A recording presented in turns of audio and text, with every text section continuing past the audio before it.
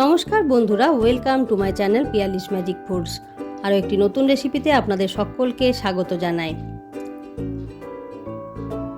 আজকে festival special একটি বিশেষ রেসিপি আপনাদের জন্য নিয়ে এসেছি। এটা খুব সহজেই আপনারা বানিয়ে নিতে পারেন এবং যে কোনো পুজোতেই যে সামগ্রীগুলো আমাদের বাড়িতে থাকে তাই দিয়েই কিন্তু সুন্দরভাবে একটা ক্ষীর কিন্তু আমরা বানিয়ে ভগবানকে নিবেদন করতে পারি। তাহলে চলুন বানিয়ে ফেলি। বেশ কিছু ড্রাই ফ্রুটস নিয়ে নিলাম, অ্যালমন্ড, কাজু এবং পেস্তা। ছুরি দিয়ে একেবারে মিহি কুচি করে কেটে নিচ্ছি।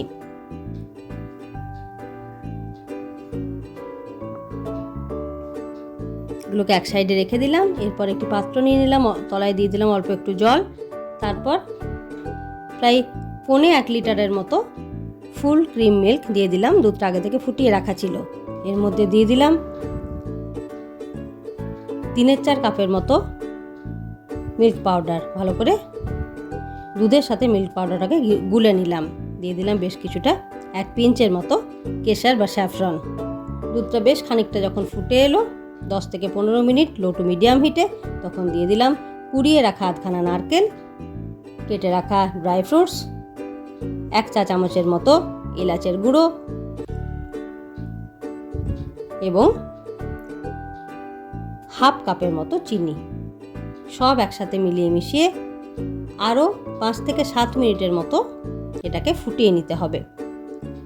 নারকেল দেওয়ার সময় সবসময় খেয়াল রাখতে হবে নারকেলটা যেন একেবারে ফ্রেশ হয়।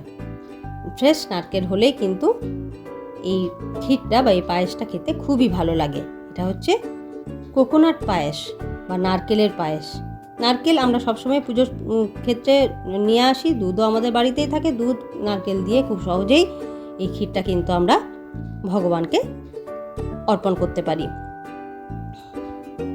তাহলে যারা এখনো পর্যন্ত এই ধরনের ক্ষীর না বানিয়েছেন তারা অবশ্যই কিন্তু খুব সহজেই এই ক্ষীর বানিয়ে এই মহা অষ্টমী বা নবমীর দিনে দেবীকে অর্পণ করুন।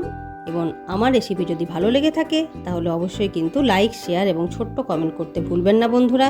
যদি এখনও পর্যন্ত আমার চ্যানেল সাবস্ক্রাইব না করে থাকেন তাহলে চ্যানেলটি সাবস্ক্রাইব করার অনুরোধ রইল। পাশে থাকা বেল আইকন প্রেস করতে ভুলবেন না বন্ধুরা। আজকে এই পর্যন্তই। ধন্যবাদ।